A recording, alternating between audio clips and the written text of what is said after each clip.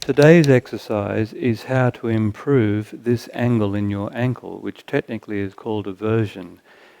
And it is absolutely necessary to have some flexibility in the ankles in this movement here in order to be able to keep your feet flat on the floor when you're doing things like side splits or pubu. What I found recently was the limitation to doing those movements turned out not to be my adductors. They're loosening up quite nicely. But I was unable to hold the outside of my feet on the floor simply because I did not have enough range of movement in the outside of my ankles.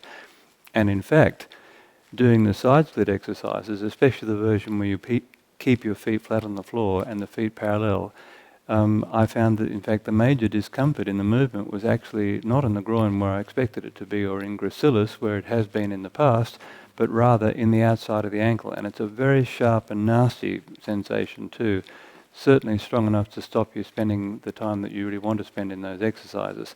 So this is what we were playing with today, and it seems to work quite well. I've everted my ankle like this. I've got my weight evenly on both legs. And what I do then is I bend this left one slightly, and I'm just bouncing my weight up and down, the whole of my body weight, or as much as I can tolerate, on the outside of this ankle here, trying in time to get the outside of that ankle to touch the ground completely. I used to be able to do it, and I'm sure it'll come back quite quickly. So the bouncing with weight loaded up as much as you can take, and trying to relax enough so the outside of the ankle goes into the floor, that's one of the methods that I've played with today. And here's another one.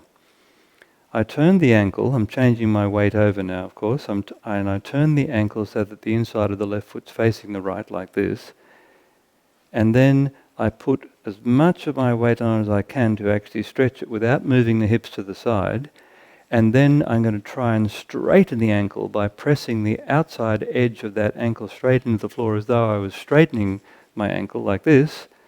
I stop, I take a breath in, and on a breath out, I press down a bit further, and as you can see the outside of the ankle is fairly close to the floor now, or closer than it was, and then I just stay there. Like all things, the contractions can be repeated. You can go a bit further, contract, go a bit further, contract, go a bit further, and there I feel I've got some new movement there. And in this new system that we're using at the moment, we're actually combining contractions with little pulsing movements like this. Oh, that's definitely very, very strong indeed. And that is definitely working.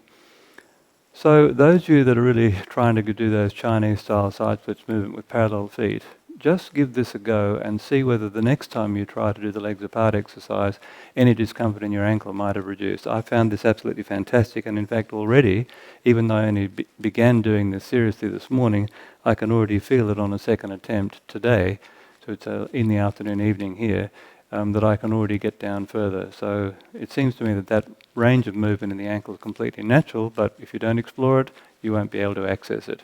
Okay, give it a go and report back on the forums, please. And thanks to Fred for camera work.